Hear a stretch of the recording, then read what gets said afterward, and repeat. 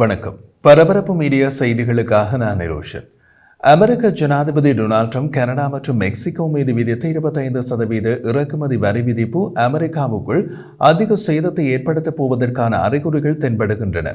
காரணம், கனடா இறக்குமதி வரி விதிப்பு என்பதுடன் நின்றுவிடவில்லை, வேறு நடவடிக்கைகளிலும் ஈடுபடுகிறது. இறக்குமதி வரி விதிப்புடன் நின்றுவிடாமல் ஏற்றுமதி வரி விதிப்பையும் அறிவித்துள்ளது. கனடாவின் 3 மாகாணங்களில் இருந்து அமெரிக்காவின் பல வடக்கு மாநிலங்களுக்கு மின்சாரம் போகிறது. கனடாவின் ஒட்டாரியோ மாநில முதலமைச்சர் அமெரிக்காவுக்கு போகும் மின்சாரத்திற்கு 25% ஏற்றுமதி வரி விதிப்பை அறிவித்துள்ளார். ஏப்ரல் மாதத்திற்குள் ட்ரம்ப் வரி விதிப்பை திரும்ப பெறாவிட்டால் மின்சாரம் துண்டிக்கப்படும் என்றும் அறிவித்துவிட்டார். இது அமெரிக்காவில் மில்லியன் கணக்கான மக்களை மின்சாரம் இழக்க வைத்துவிடும். அமெரிக்க மின்சார இறக்குமதியில் 85% கனடாவில் இருந்து போகின்றது. அமெரிக்க சக்தி இறக்குமதிகளில் எண்ணெயில் 90%, எரிவாயுவில் 100% கனடாவில் இருந்து போகின்றன. கனேடிய பிரதமர் ஜஸ்டின் ட்ரூடோ அமெரிக்க தயாரிப்புகள் மீதான பதிலடி இறக்குமதி வரியின் முதல் சுற்று அறிவித்த போது கனடாவும் இறக்குமதி அல்லாத வரி நடவடிக்கைகளை எடுக்கும் என்று கூறினார்.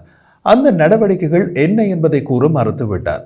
மின்சார ஏற்றுமதி வரி போல எண்ணெய் மற்றும் எரிவாயு ஏற்றுமதி வரி விதிப்பாக இருந்தால் தற்போதுள்ள குளிர்காலத்தில் அமெரிக்காவின் நிலை மகா சிக்கலாகிவிடும். சில அமெரிக்க ஆய்வாளர்கள் ட்ரம்புக்கு செய்துள்ள பரிந்துரை அமெரிக்கா மற்றும் மெக்சிகோவுடன் ஒப்புக்கு சப்பானியான ஒப்பந்தம் ஒன்றை செய்து ஒரு போலி வெற்றியை அறிவித்துவிட்டு வரி விதிப்பை அகற்றிவிடுங்கள் என்பதுதான். ட்ரம்ப் அந்த பாதையில் போவதற்கே அதிக வாய்ப்பு உள்ளது.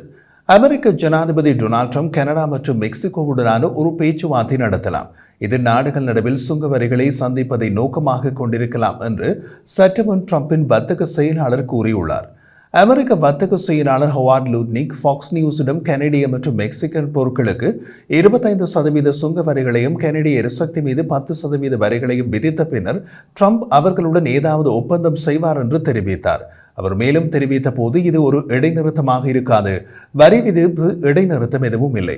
ஆனால் கனடா மற்றும் மெக்சிகோவிடம் நீங்கள் இன்னமும் அதிகமாக செய்யுங்கள், நான் உங்களை எப்படியாவது நடுவில் சந்திப்பேன் என்று ட்ரம்ப் ஏதாவது கண்டுபிடிப்பார் என்று நான் நினைக்கிறேன் என்று கூறினார். மீசையில்லாத ட்ரம்ப் மீசையில் மண்ணூட்டவில்லை என்று கடைசியில் அங்கேதான் போக வேண்டி இருக்கும். ட்ரம்பின் வரி விதிப்பு உடனடி பாதிப்பை அமெரிக்க விவசாயத்துறையில் ஏற்படுத்தும். அமெரிக்க பண்ணை பணியக கூட்டமைப்பின் தலைவர் செவ்வாய்க்கிழமை ட்ரம்பின் வரி விதிப்புகள் கிராமப்புற அமெரிக்காவை பாதிக்கும் என்று எச்சரித்தார். எங்கள் முன்னணி வர்த்தக பங்காளிகளான கனடா, மெக்சிகோ மற்றும் சீனாவில் இருந்து இறக்குமதி செய்யப்படும் பொருட்களுக்கு கூடுதல் வரி விதிக்க முடிவில் விவசாயிகள் மற்றும் பண்ணையாளர்கள் கவலை கொண்டுள்ளனர் என்று அமைப்பின் தலைமை தாங்கும் ஜிபி டுவால் கூறினார். அமெரிக்க பண்ணை பணியக கூட்டமைப்பின்படி கடந்த ஆண்டு அமெரிக்கா $83 பில்லியன் அதிகமான விவசாய பொருட்களை சீனா, கனடா மற்றும் மெக்சிகோவுக்கு ஏற்றுமதி செய்துள்ளது. ஜிபி டுவால் மேலும் தெரிவித்த போது, தொடர்ந்து 3வது ஆண்டாக அமெரிக்க விவசாயிகள் பயிரிடப்பட்டு ஒவ்வொரு பெரிய பயிரிலும் பணத்தை இழக்கின்றனர். இன்னமும் கூடுதலான செலவுகளை சேர்ப்பது மற்றும் அமெரிக்க விவசாய பொருட்களுக்கான சந்தைகளை குறைப்பது சில விவசாயிகளால் தாங்க முடியாத பொருளாதார சுமையை உருவாக்கக்கூடும் என்று டுவால் கூறினார். செவ்வாய்க்கிழமை அமலுக்கு வந்து அமெரிக்க ஜனாதிபதி டொனால்ட் ட்ரம்ப் பெரும் இறக்குமதி வரிக்கு எதிராக கனடா போராடுவதாக உறுதியளிக்கிறது. அமெரிக்கர்களின் அத்தியாவசிய தேவைகளான எண்ணெய், எரிவாயு மற்றும் மின்சாரம் தவிர்ந்த மற்றொரு ஆயுதமும் கனடாவிடம் உள்ளது, அதுதான் பொட்டாஷ். ஆம், ஏற்கனவே நஷ்டத்தில் உள்ள அமெரிக்க விவசாயிகள் பயன்படுத்தும் உரத்திற்கு தேவையான பொட்டாஷும் கனடாவில் இருந்துதான் போகிறது. வளர்ந்து வரும் வர்த்தக போரில் பொட்டாஷ் ஒரு சக்தி வாய்ந்த ஆயுதமாக மாறக்கூடும் என்று அமெரிக்க பொருளாதார வல்லுநர்கள் எச்சரிக்கின்றனர். பொட்டாஷ் உரத்தில் ஒரு முக்கிய மூலப்பொருளாகும். மேலும் அமெரிக்க விவசாயிகள் பயன்படுத்தும் சப்ளையில் கிட்டத்தட்ட 85% கனடாவின் சஸ்காட்சுவான் மாகாணத்தில் இருந்து போகிறது. அமெரிக்க விவசாய குழுக்களும் ட்ரம்புடன் இணைந்து சில குடியரசுக் கட்சியினரும் கூட விவசாய தொழிலில் அக்கறை கொண்டு பொட்டாஷுக்கு இறக்குமதி வரியிலிருந்து விலக்கு அளிக்க வேண்டும் என்று அழைப்பு விடுத்துள்ளனர். கனடாவின் ஒன்டாரியோ மாகாண முதலமைச்சர் டக் ஃபோர்ட் செவ்வாய்க்கிழமை செய்தியாளர்களிடம் பேசிய போது, சஸ்காட்சுவான் மாகாண முதலமைச்சர் ஸ்காட் மோ இனி பொட்டாஷ், யுரேனியம் மற்றும் எண்ணெய் ஆகியவற்றை அமெரிக்காவுக்கு விற்பதை கருத்தில் கொள்ள வேண்டும் என்றும் அதற்கு பதிலாக வெவ்வேறு சந்தைகளை கண்டறிய வேண்டும் என்றும் கூறினார்.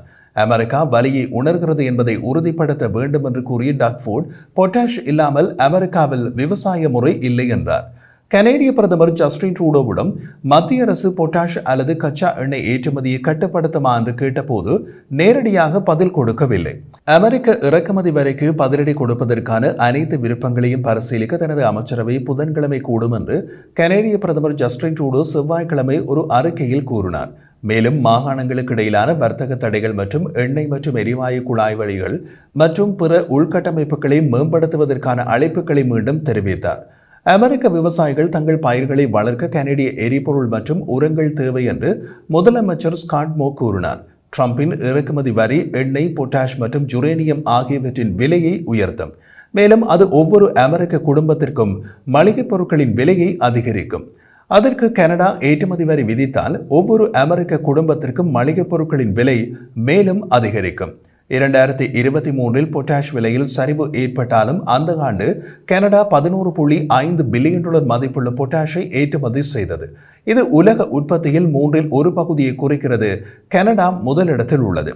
அடுத்த பெரிய உற்பத்தியாளரான ரஷ்யா மற்றும் பெலருஸ் ஆகியவை 2வது, 3வது இடத்தை பிடித்துள்ளன.